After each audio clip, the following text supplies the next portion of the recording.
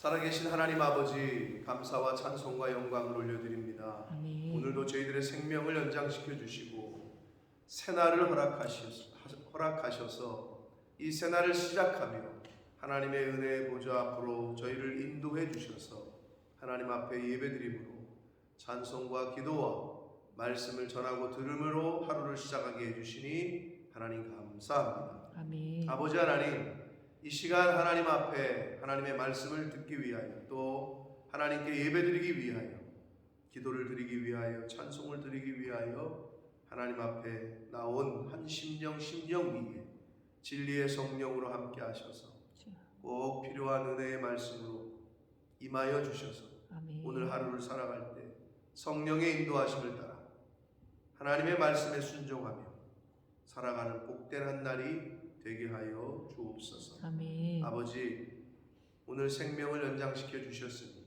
오늘 하루를 허락하셨으니 오늘 하루 가운데 하나님 보시기에 하나님을 기쁘시게 해드리는 그러한 말과 행동과 오늘 하루의 삶을 사는 제가 되게 해주시고 이 자리에 있는 하나님의 자녀들 모두가 되게 하여 주옵소서. 아멘. 예수 그리스도 이름으로 축복하며 기도 올리옵나이다. 아멘. 아멘. 자, 아람이라는 나라가 계속해서 지금 열왕기에 언급이 되고 있는데, 아람이라는 나라가 그 머릿속에서 딱 이렇게 자리를 잡고 있어야 성경을 읽는데 도움이 되는데, 자, 오늘은 그 아람 나라의 군대 장관 나아만의 이야기입니다. 교회를 오래 다니셨던 분들은 나아만의 스토리는 너무나도 잘 알고 계실 텐데, 자, 일단 이 아람이라는 나라가 이스라엘과 어떤 관계가 있느냐? 자, 이스라엘의 조상 하면 누구를 말합니까? 이스라엘의 조상이 누구예요?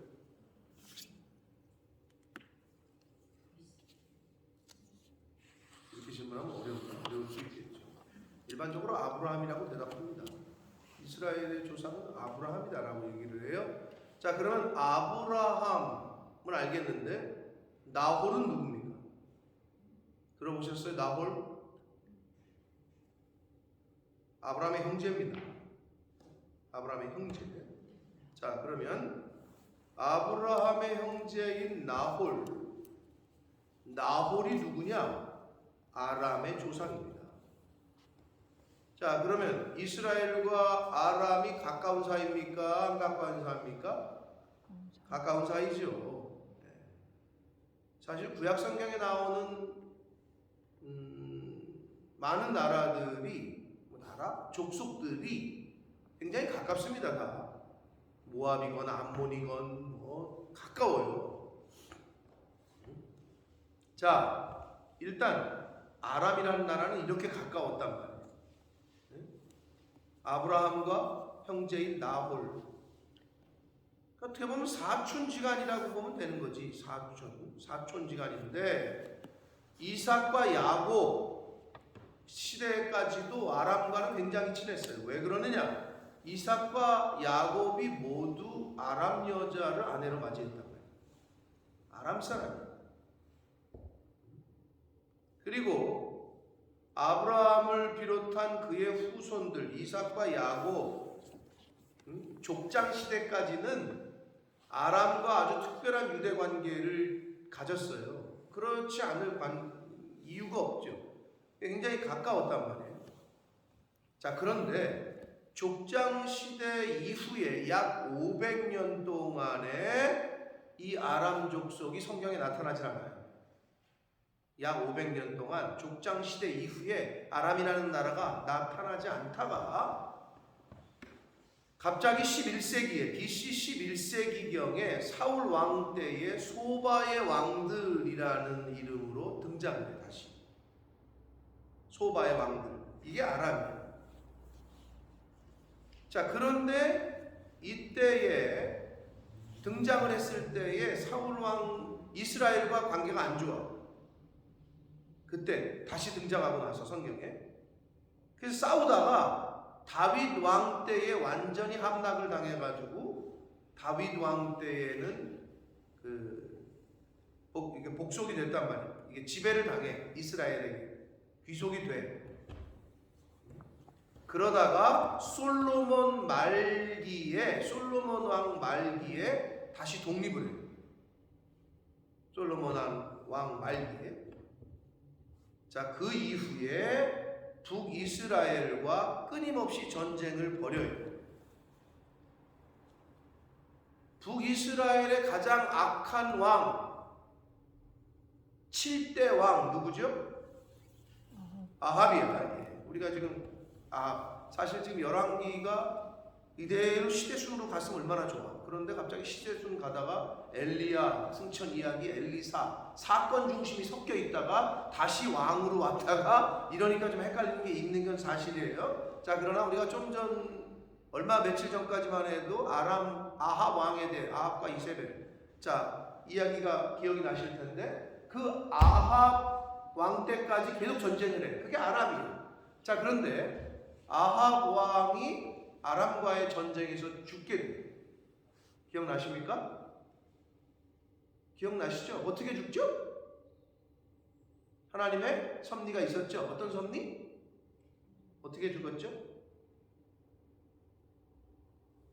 기억 안 나요? 기억나요? 안 나요? 아합 왕이 어떻게 죽었어요? 이렇게 성도님? 어떻게? 뭘로 죽었다고요? 전쟁에 나갔다고 그러셨어요. 네, 전쟁에 나가서 어떻게 죽었어요? 까먹었어요? 네. 어떻게? 솔기. 네, 정확하게 50점이야. 옷 솔기 사이로 화살이 맞았지. 칼이 찔린 게 아니라 거기서 성경에 나왔잖아. 뭐라고 표현되어 있었지? 정확하게? 어쩌다가가 아니라 한 사람이 무심코 쏜 화살이라고 했지만 그건 하나님의 섭리였다. 옷 갑옷은요 이렇게 겹쳐 있는데 이 겹치는 부분, 이 빈틈에 화살이 정확하게 맞은 거야. 우연의 일치라고 말하기에는 안 믿는 사람들은 우연이겠지, 또는 재수가 없어서. 그게 아니라 하나님의 섭리 가운데 그 사이로 정확하게 맞아가지고 피를 많이 흘려서 죽게 되지. 기억나세요 이제? 네. 기억나시죠? 그게 아람과의 전쟁이었어. 그 아람과의 전쟁이긴 한데 어디 전투까지 기억하시면 진짜 성경을 많이 묵상하시고 복습을 하신 거지. 어디 전투? 청산리 길르앗 라못이라는 지명이 기억나십니까? 길르앗 라못 전투에서 아합 왕은 죽게 됩니다.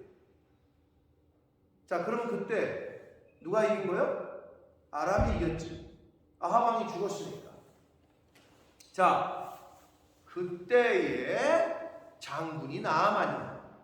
그래서 5장 1절에 시작하기를 아람 왕의 군대 장관 나아만은 그의 주인 앞에서 크고 존귀한 자야. 왜? 전쟁 영웅이야. 왜냐하면 여기 성경이 이렇게 돼 있어. 이는 여호와께서 전에, 그게 길르앗 라못 전쟁이야. 이스라엘과의 전쟁에서 그에게 아람을 구원하게 하셨다. 그게 바로 북이스라엘 왕 7대 왕인 아합 왕을 죽이고 길르앗 라못 전투에서 승리하게 한 그거를 말하는 거예요. 결국 성경이 이렇게 얘기하죠. 나아만으로 하여금 아람 나라를 구원하게 하셨다. 누가? 하나님께서. 자, 역사의 주관자는 하나님이시라는 걸 성경은 곳곳에서 계속 말씀을 합니다. 자, 이 얘기를 하려고 제가 아람 얘기를 꺼낸 거예요. 자, 그런 관계에 있었고, 이 나아만 장군이 길르앗 라못 전쟁에서 아합 왕을 죽이고 아람을 전쟁의 승리로 이끄는 장군이냐, 전쟁 영웅이야.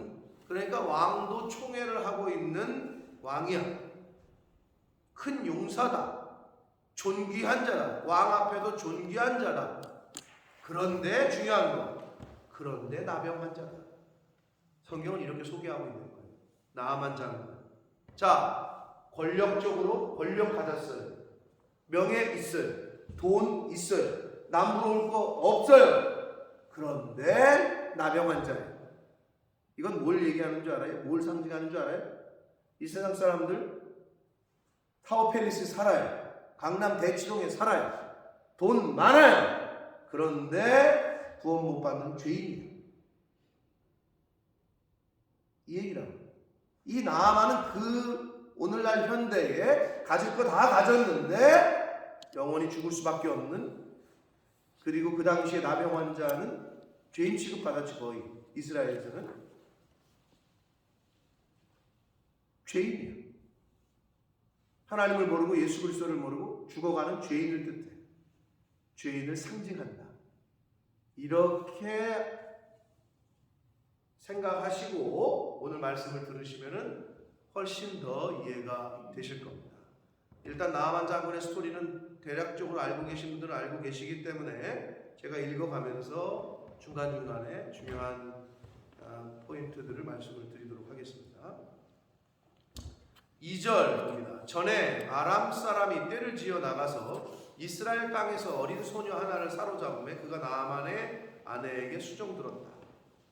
자, 나아만 장군을 소개하고 성경이 갑자기 화제를 돌려서 포로로 잡혀간 이스라엘의 한 소녀를 소개합니다. 아람 사람이 이스라엘 여자아이를 포로로 잡아가가지고 나아만 장군의 집에 노예로, 그 나아만 장군의 부인을 서브하는 노예로 삼았다는 거예요. 자, 그랬는데 이제 하나님의 섭리가 있는 거죠. 3절, 그의 여주인에게 갑자기 이 노예인 이스라엘 여자아이가 말하기를, 우리 주인이 누구요? 나아만 장군을 말해요. 사마리아에 계신 선지자 앞에 계셨으면 좋았을 텐데 라고 하면서 나아만 장군의 부인에게 이야기를 하는 거예요. 왜냐? 그가 그 나병을 고쳤을 텐데 라고 여주인, 안주인에게 얘기하는 거예요.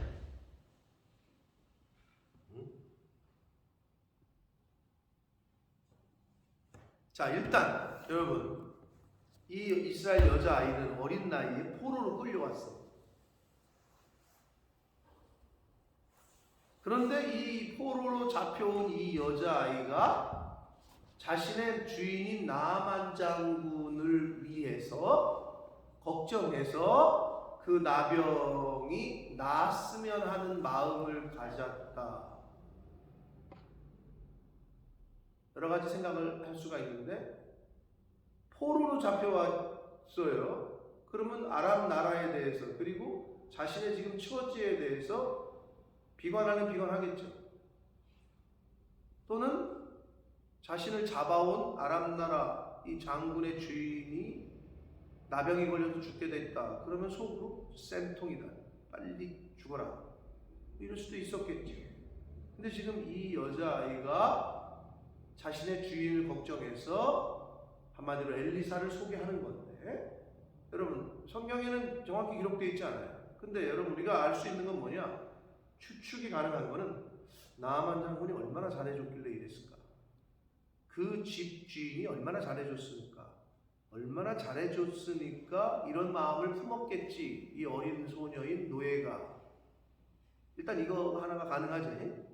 자, 그런데 여러분 생각을 해보시죠. 아무리 잘해줘도 어린 나이에 인신매매가 돼서 포로로 잡혀와서 그 노예 생활을 해요.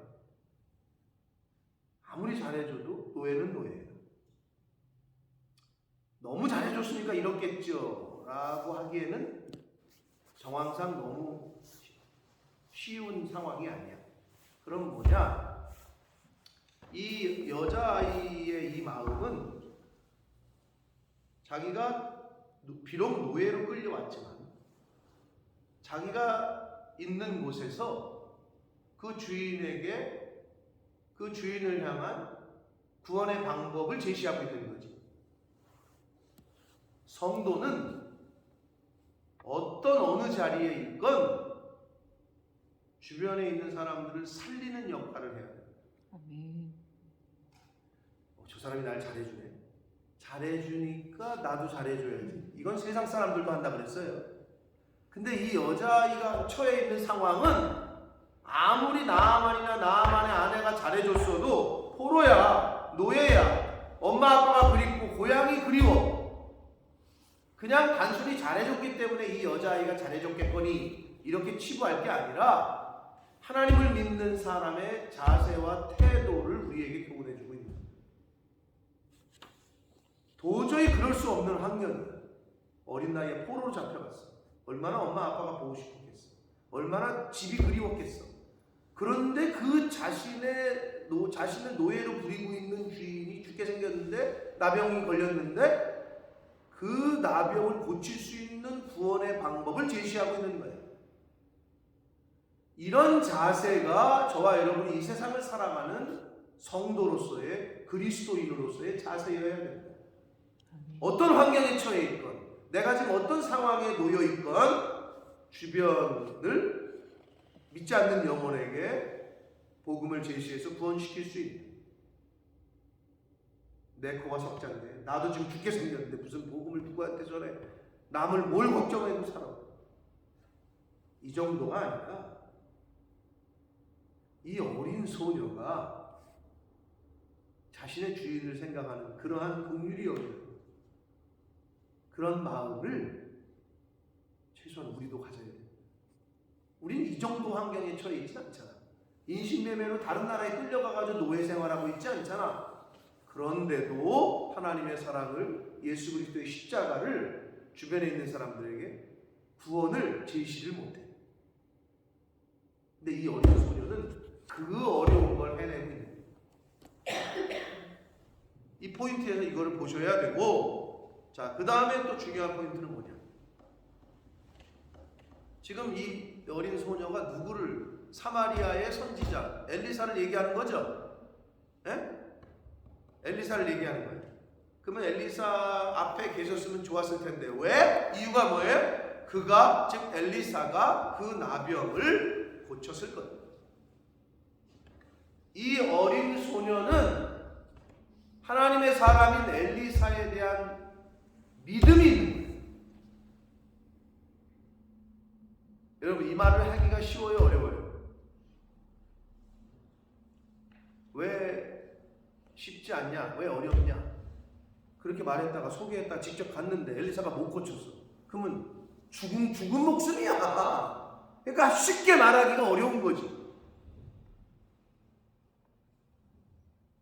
쉽게 얘기하죠. 여러분 같으면 누가 옆에 있는 이웃집 어떤 사람이 자녀가 병을 앓고 있어. 그런데 그렇게 얘기해. 우리 교회에 데리고 와봐. 예배 드리면, 말씀 듣고 기도하면 나을 거야. 이렇게 얘기할 수 있어요? 없어요? 왜 없어요? 하나님이 못 고치셔요?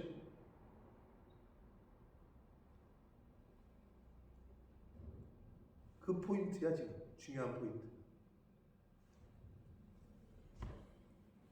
근데 이 여자아이는 담대하게, 이게 믿음이야. 엘리사 앞에 있었으면 우리 주인은 엘리사가 고쳤을 거다라는 말을 하는 거예요. 이게 이 여자아이의 믿음이었어요. 자, 하나님의 역사가 이제 슬슬 시작되는 조짐이 보여요. 이 여자아이의 믿음 때문에. 그래서 그 얘기를 주인이, 나아만의 부인이 듣고 남편에게 얘기를 해. 그러자 그 중간 이야기는 생략이 돼 있고 나아만 장군이 왕에게 가서 이야기를 해. 우리 집에 있는 여종이 이렇게 얘기하더이다. 그랬더니, 자 4절, 나아만이 들어가서 그의 주인 왕에게 아뢰어 이르되 이스라엘 땅에서 온 소녀의 말이 이러이러하답니다. 그러자 아람 왕이 듣고 이르되 갈지어다, 가라. 이제 내가 이스라엘 왕에게 글을 보내리라. 친서를 써주겠다는 거지. 친서. 나아만 장군이 왕에게 있어서 얼마나 총애를 받고 있고 얼마나 신임을 받고 있었는지를 엿볼 수 있어요. 듣자마자 가래. 나아만이 곧 떠날새 은 10달란트. 자, 오늘날의 킬로그램으로 340kg에 해당합니다. 은 340kg, 금 6,000개는 약 68kg. 오늘날 돈으로 따져도 만만치 않은 돈이에요. 의복 10벌을 가지고 출발합니다. 그러면서 글을 쓰기로, 친서에 쓰기로 일렀으되 내가 내 신하 나아만을 당신에게 보내오니 이 글이 당신에게 이르거든 당신은 그의 나병을 고쳐주소서. 이 글이 굉장히 폴라이트한 것 같아요? 아니면 그렇지 않은 것 같아요? 약소국이 강대국한테 쓰는 것 같아요? 강대국이 약소국 왕한테 쓰는 것 같아요? 아람 왕이 아람 나라가 그 당시에는 좀 이스라엘보다도 더 컸어요. 그러니까 강대국의 입장에서 약소국의 나라에다가 약간 이렇게 내려 깔듯이 얘기하는 거예요. 내가 내 신하 보내니까 너 걔 고쳐가지고 보내. 이런 뉘앙스야. 지금 뉘앙스. 자, 그리고 또 하나 중요한 거.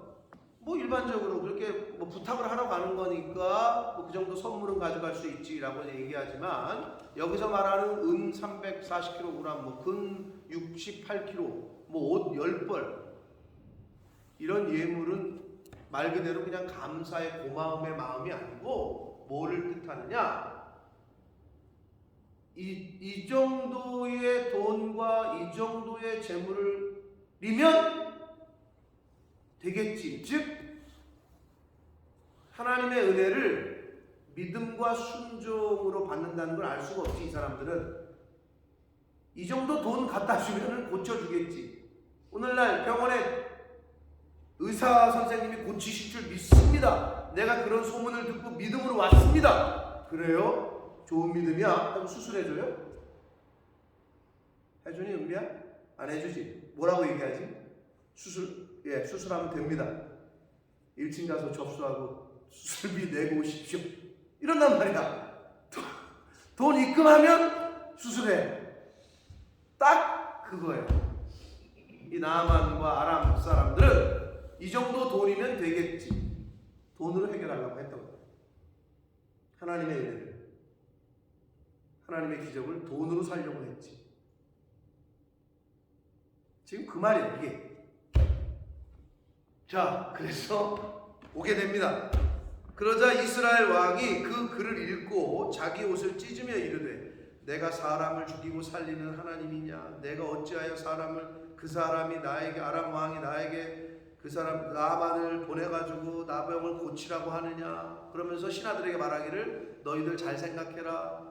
아람 왕이 우리 북이스라엘을 치려고 전쟁의 빌미를, 꼬투리를 잡으려고 이런 일을 벌였다. 이거 어떻게 하면 좋으냐 하고 전전긍긍하면서 옷을 찢었다라는 소문이 엘리사에게까지 들리게 된 거예요.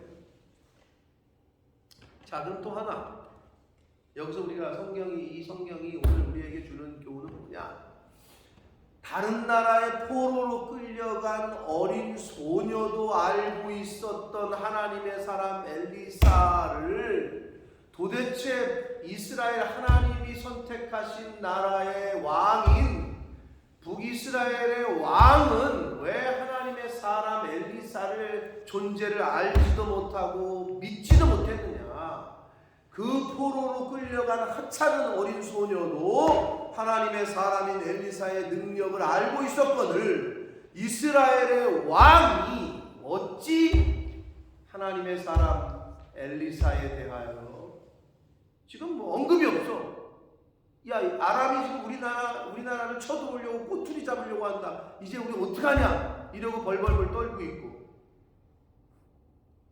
이거를 대조하고 있는 거예요. 이게 당시의 북이스라엘의 영적인 상태야. 포로로 끌려간 어린 소녀도 하나님의 능력과 엘리사가 고칠 줄 믿는다는 믿음이 있었거늘 이스라엘 왕은, 하나님이 택한 이스라엘 땅의 왕은 이런 방구가 없어. 이거를 대조하고 있는 거예요. 당시 이스라엘의 영적인 상태인 거죠. 자, 그러자 엘리사가 안타까워가지고 소리를 듣고 사람을 보내가지고 왕이시여 왜 옷을 찢습니까? 그 사람들 나한테 보내십시오. 그러면서 하는 말이 이스라엘 중에 선지자가 있는 줄을 알게 하겠다. 자, 이제 슬슬 하나님이 이제 이끌어 가시는 거죠. 어린 소녀가 엘리사에 대한 믿음이 있었어요. 그래서 그것 때문에 나아만이 이스라엘 땅에 온 거지요. 이스라엘 땅에 오자 엘리사가 소식을 듣고 믿음으로 말을 합니다.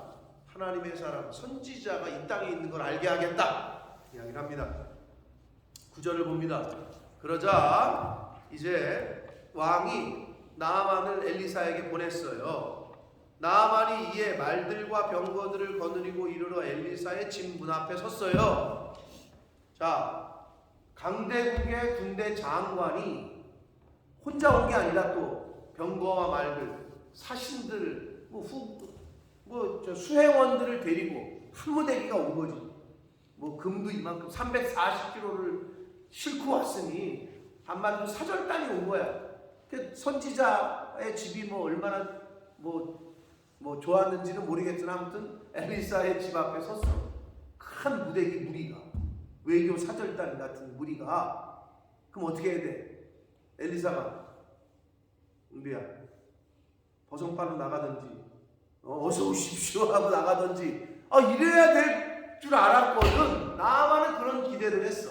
웬걸 10절 엘리사가 사람 사자를 보내서 그의 종을 보내서 그에게 나아만 장군에게 이르기를 너는 가서 요단강에 몸을 7번 씻으라.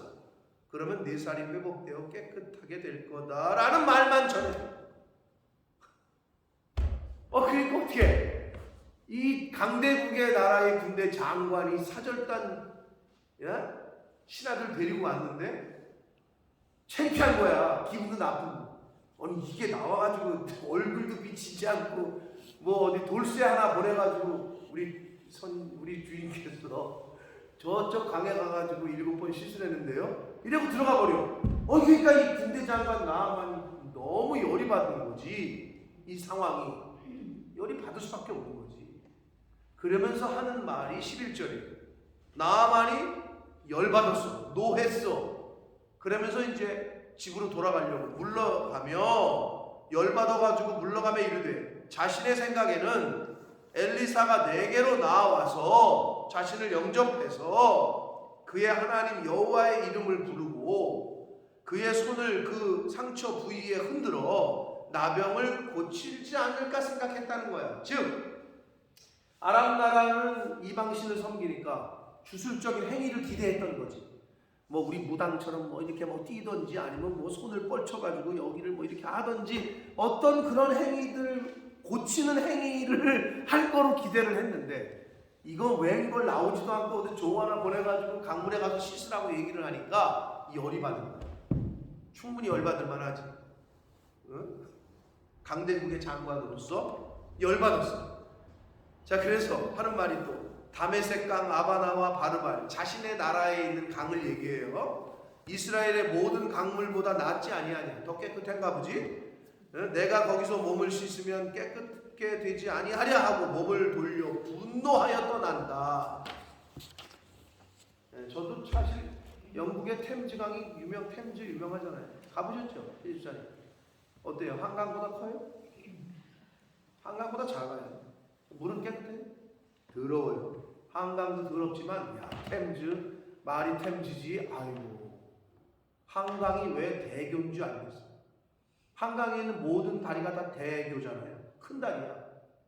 한국 사람들이 대자를 좋아해가지고 그냥 한강교가 아니라 한강대교, 동작대교, 일산대교. 왜 전부 대교라고 하는지 모르겠어. 근데 대교는 대교예요. 템즈 무슨 브리지 있잖아. 다리잖아. 아유 한강에 비하면 진짜 어떤 거는 반밖에 안 되고 어떤 거는 한 3분의 2 정도 될까?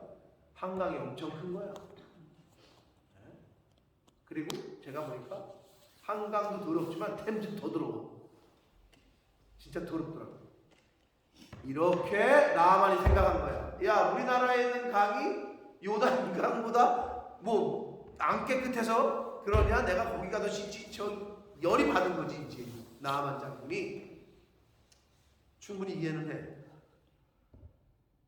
그러자 이 나아만 장군에게는 그래도 괜찮은 신하들이 있었던 것 같아요.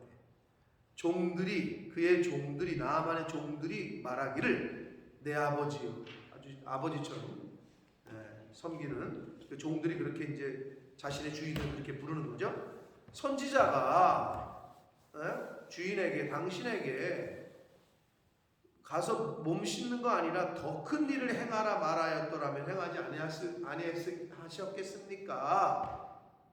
했을 거라는 거지. 나병을 고치기 위해서, 문둥병 고치기 위해서. 하물며 아니 장군에게, 주인님에게 씻어 깨끗하게 하라는 거를 이거 못합니까? 믿져야 본전이니까 한번 해보시죠 라고 이렇게 회유를 해. 이 종들이 참 똑똑한 종들이 있었던 것 같아요. 그러자 나아만이 그 말을 듣고 성경에 내려가서, 이 단어가 중요해. 내려가서 밑줄 치시고 하나님의 사람의 말대로 요단강에 7번 밑줄 치고 몸을 잠그니 밑줄 치고, 이게 중요해요. 그러자 그의 살이 어린아이의 살같이 회복되어 깨끗하게 되었더라 라고 말씀하고 있습니다. 자, 여기까지가 이제 나아만의 스토리였어요. 자, 나아만 장군이 엘리사의 집에 왔을 때 성경에 있는 그대로 잘 표현해주고 있어요. 나아만이 어떤 마음을 갖고 있었는지. 자신의 명예와 권위, 권력, 물질 다 가지고 있었어요. 그걸 가지고 왔어. 그러면 와가지고 깨갱하고 무릎 꿇고 와가지고 자기를 극진하게 고치든지 하든지 해야 되는데, 하나님의 사람인 엘리사는 세상의 권력에 굴하지 않고 종 보내서 하나님의 말씀만을 전해. 요단강에 가서 7번 몸을 씻어라. 끝이야. 자, 여기서 중요한 포인트는 뭐냐? 이렇게 생각하시면 돼요. 나아만이 엘리사를 찾아온 것이 목적이 문둥병을 낫는 거잖아요. 환자로서의 자세예요? 아니면 장군으로서의 자세예요? 나아만이 보인 자세는 문둥병을 고침을 받기 위한 환자로서의 자세 같으세요? 아니면 강대국의 장군의 자세예요? 나아만은 기본적인 자세가 잘못됐어요. 교만한 거예요. 자존심이 있어. 근데 착각한 거예요. 내가 지금 여기 왜 왔는지. 거기서부터가 잘못됐어. 그리고 자신은 돈도 가져왔어. 돈이면 고침받을 줄 알았던 거죠. 거기가 잘못된 거예요. 하나님의 은혜는 돈으로 못 사고 받을 수 있는 게 아니에요. 하나님의 은혜는, 하나님의 기적은, 하나님의 복은 믿음으로, 그리고 순종. 그래서 하나님이 지금 나아만에게 엘리사를 통해서 하신 말씀은 7번이라는 얘기를 해요. 이 7은 완전수야.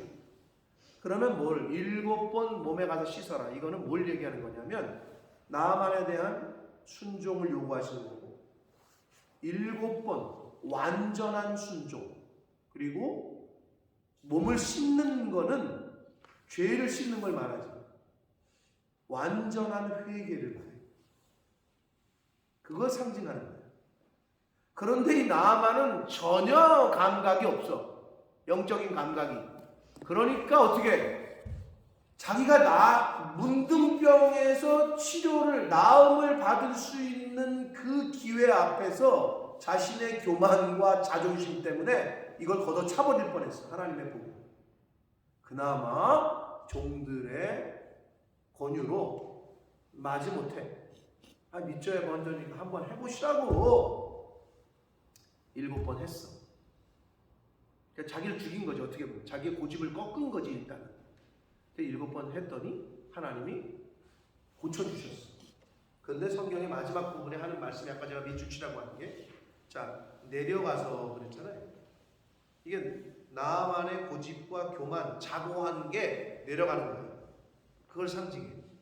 그리고 어떻게? 하나님의 말씀대로, 하나님의 사람의 말대로 요단강에 7번을 여러분 성경에 7이라는 숫자가 굉장히 많이 나오죠. 자, 하나님이 천지 창조를 7일 동안 하셨고 그 다음에 또 7일, 7자에 관련된 게 생각나는 거 뭐 있어요?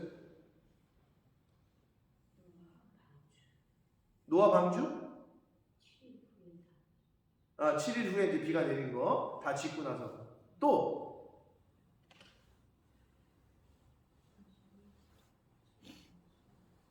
여리고성 함락하는 게 7자에 관련돼 있잖아요, 그죠? 하루에 한 번씩 마지막 7일째에는 7번 돌았죠. 7은 그런 숫자야. 하나님의 능력을 상징해. 근데 그 한 번 물 담갔어. 그 나아만이 처음에 물 들어갔을 때 여러분 어땠을 것 같아요? 미십니다 이러고 들어갔을 것 같아? 승질 팍팍 내면서 야 이걸 내가 해야 되냐? 갔다 나와가지고 신하들한테 한 번 더 들어갔어요. 야 그래 알았어. 2번 들어갔다 보니까 똑같아.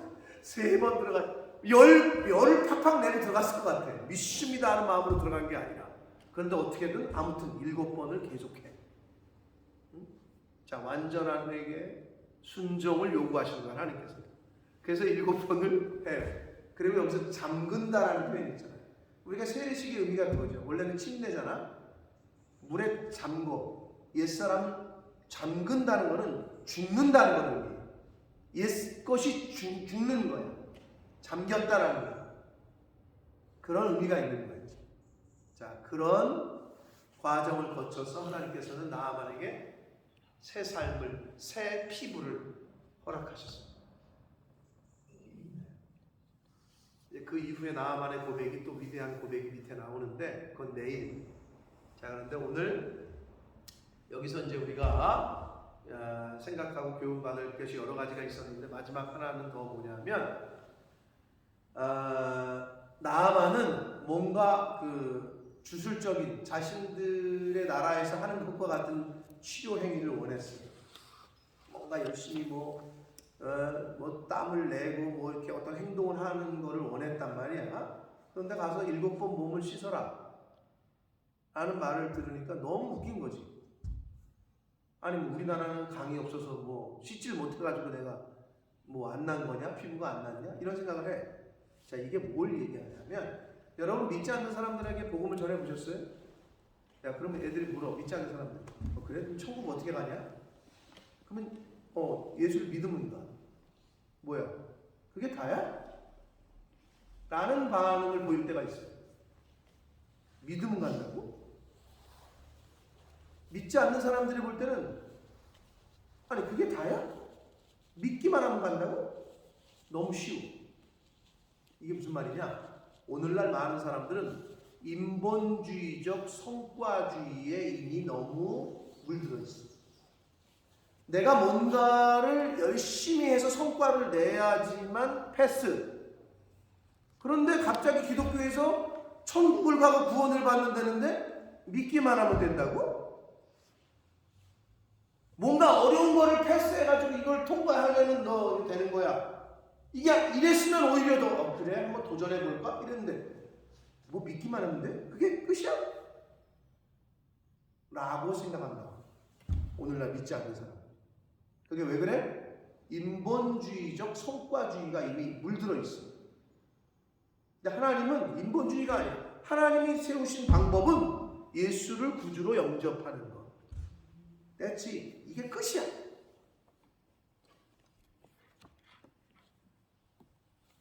이 나아만이 반응이 그랬던 거야. 뭐 7번 가서 물 씻으면 된다고? 그게 끝이야? 그 반응이 바로 오늘날 많은 넌 크리스천들의 반응입니다. 여러분 어떤 의미에서는 제가 이걸 묵상하면서 그래서 그런가 싶었어요. 신천지의 정식 교인으로 등록 14만 4천에 여러분 들어가려면 어떤 과정을 거쳐야 되는 줄 알아요? 한국에 있는 모든 교회에서 하는 제자훈련, 그 어떤 힘든 제자훈련보다 더 혹독한 훈련, 길고 힘든 과정을 거쳐야 돼요. 정식 멤버가 되는. 그래서 그 뭔가를 해내는 성취감 때문에 거기 빠지는 사람이 많은가? 우리는 그냥 아무나 웰컴하고 아무나 들어오라고 하니까. 근데 영국 교회는 좀 그건 있더라고. 제가 우리 권사님 잘 아시겠지만 처음 와가지고 영국교회 여기 메소디스트 처치에 오전 예배를 열심히 나오는데 한 6개월이 지나도 등록하라는 소리를 안 해요. 그리고 6개월이 지나도 뭐 인사는 잘해. 뭐 왔냐 뭐 이러는데 멤버십이 아니야. 나는 이 교회 교인이 아닌 거야.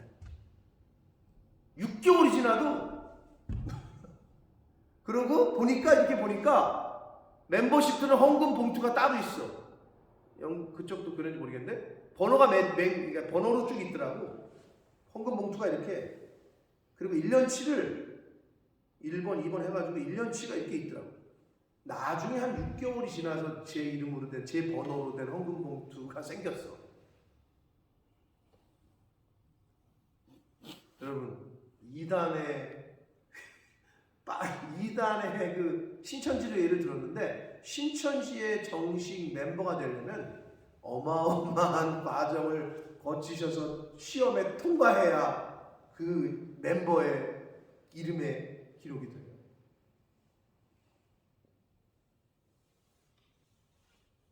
그래서 더 사람들이 자꾸 이렇게 관심을 갖나 봐.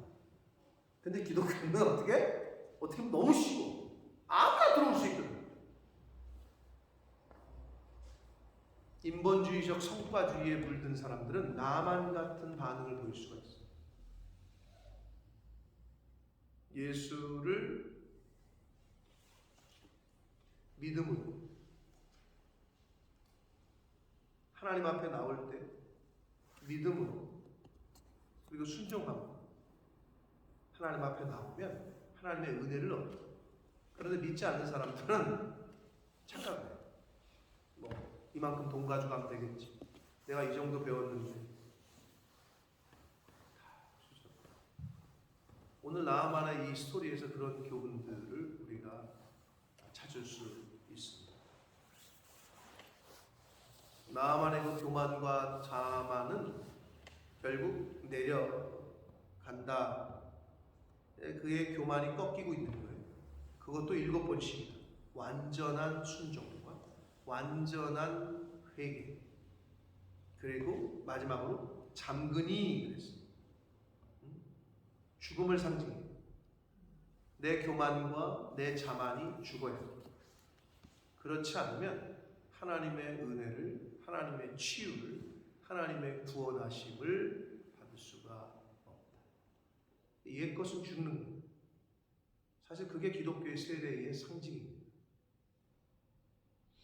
사랑하는 성도 여러분, 이 나아만의 스토리에서 우리가 너무나도 잘 알고 있는 이야기였으나 오늘 주신 말씀, 받으신 교훈 가운데 어린 소녀의 그 믿음으로 시작돼 포로로 잡혀가고 끌려갔던 노예의 삶을 살고 있었던 어린 소녀의 믿음으로 시작해서 한 나라의 군대 장관이 하나님을 만나게 되는 스토리. 결국 저와 여러분의 믿음이 지금 그 어린 노예가 한 나라의 장관을 예수 믿게 한 거지. 하나님의 은혜를, 기적을 체험하게 된 거예요. 저와 여러분의 믿음이 이웃을 살리고 주변에 있는 사람들에게 구원의 복음을 잘 전할 수 있는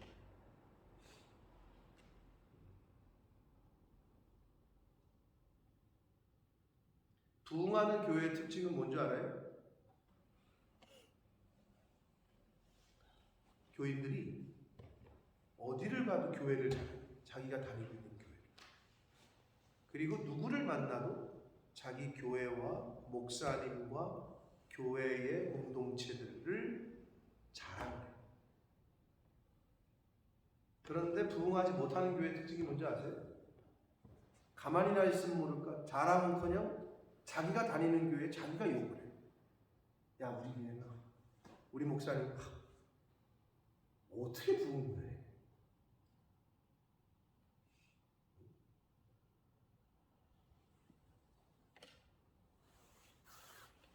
오늘 나만의 이 스토리 가운데 하나님께서 여러분에게 주시는 또 말씀을 들을 때 깨닫게 하시는 것들이 있으셨을 거라고 생각이 됩니다.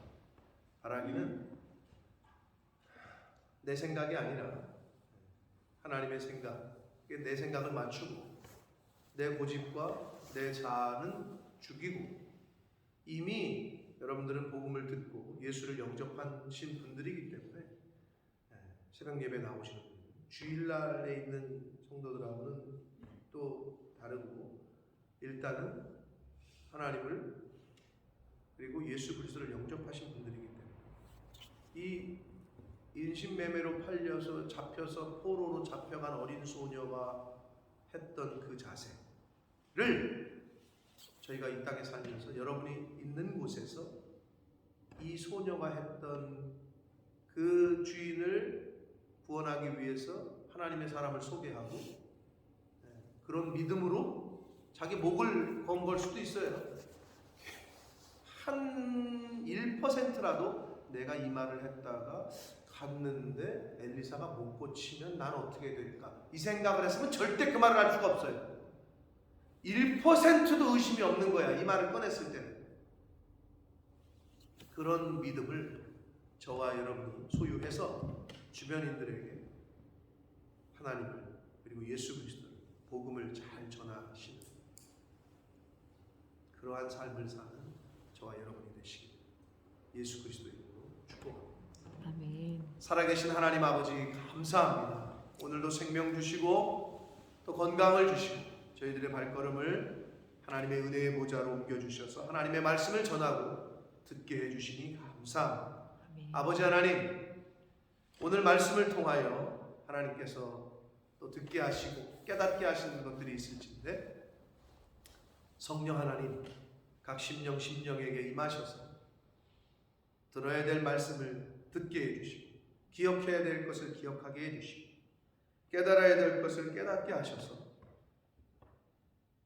하나님의 사람으로 그리스도인으로 성도로 이 세상을 살아가며 어떠한 삶을 살아야 될지 어떠한 자세를 가져야 될지 하나님 한 사람 한 사람에게 말씀하여 주시고 이제는 완전한 순종과 완전한 회개